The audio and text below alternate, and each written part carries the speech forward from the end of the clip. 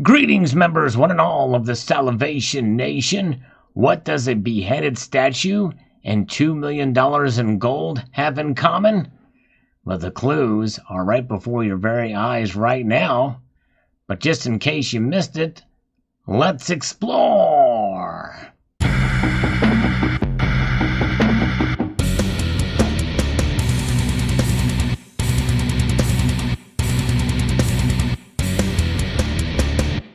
Indeed, is about what is missing: a head and $2 million worth of gold in the form of a relic that was stolen, and an angel statue was beheaded in a Brooklyn church.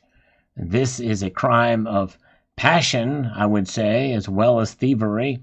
Police say someone busted into the altar at a New York City church and stole a $2 million gold relic and removed the head from a statue of an angel.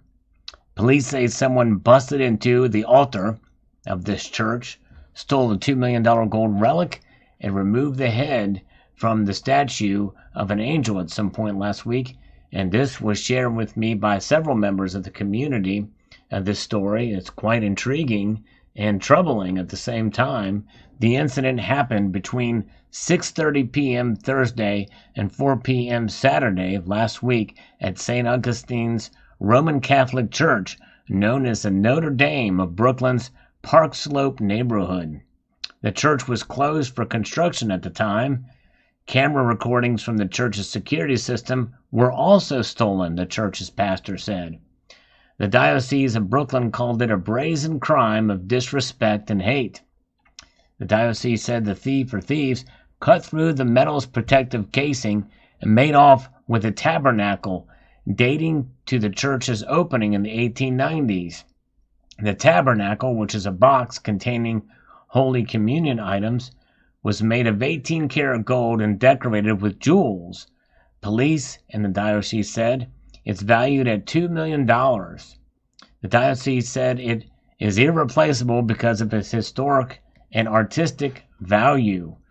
According to a guidebook posted on the church's website, the tabernacle was built in 1895 and restored in 1952 and 22 years ago in 2000. It is described as a masterpiece and one of the most expensive tabernacles in the country, guarded by its own security system, which involves an electronically operated burglar-proof safe and 1-inch thick steel plates that completely enclose a tabernacle. Angel statues flanking the tabernacle were decapitated and destroyed, the diocese says. A safe in the sacristy where the priests prepared for Mass was also cut open, but nothing was inside. Holy Eucharist, bread consecrated as the body of Christ, was taken from the tabernacle and thrown on the altar. So that is kind of a crime of passion. This is a crime of personal. It's like it's personal with this person. This is devastating, as the tabernacle is the central focus of our church outside of worship, holding the body of Christ, the Eucharist, which is delivered to the sick and the homebound. Reverend Frank Tomino, the pastor of St. Augustine, said in a statement issued by the diocese, "To know that a burglar entered the most sacred space of our beautiful church and took great pains to cut into a security system is a heinous act of disrespect."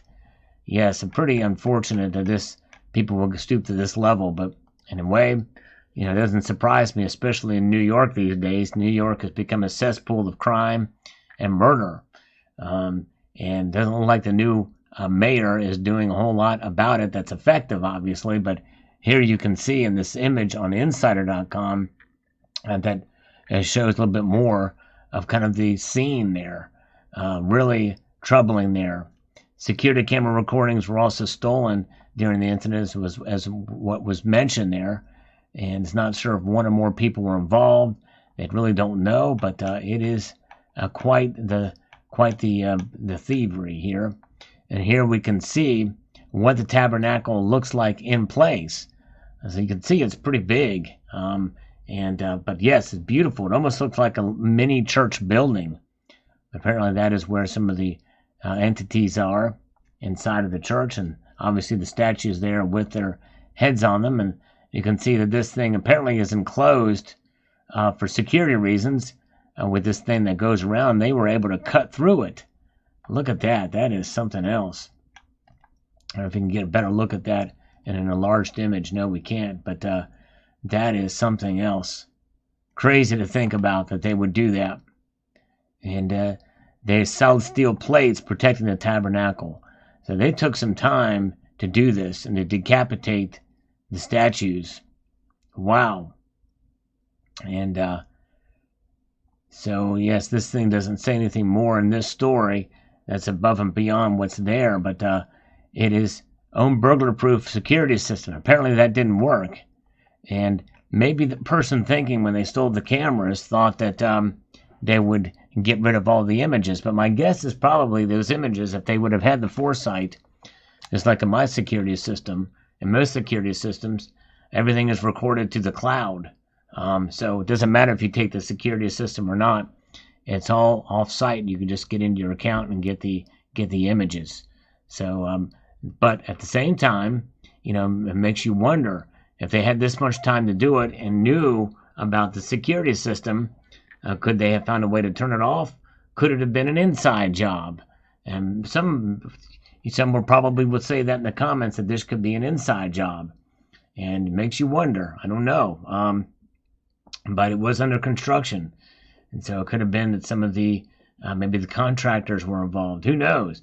Hopefully there'll be a big investigation and see where these things go. Police suspect occurred between Thursday evening and Saturday afternoon.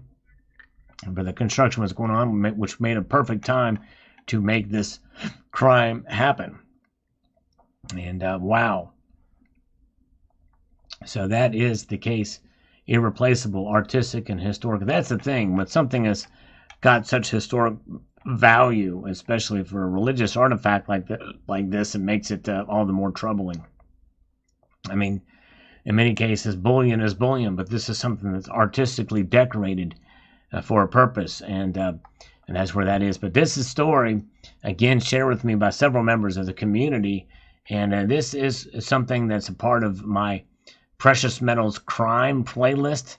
That's one of the unique things about this channel, is I like to cover what goes on in terms of precious metal crimes or finding precious metal treasure, as well as these crimes. So this will go in the Precious Metals Crime playlist. I encourage you to check out that playlist to see how inventive in many ways, or how stupid some of these precious metal crimes are, one or the other, or both. And that is the case with this situation here. They're obviously pretty clever. But again, for many of the themes of these, you have to wonder, could it have been an inside job? It makes you wonder how else this could have been done. So let me know what your thoughts are in the comment section below.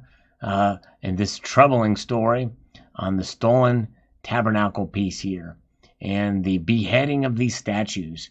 That's what's in common: thievery and burglary in this case.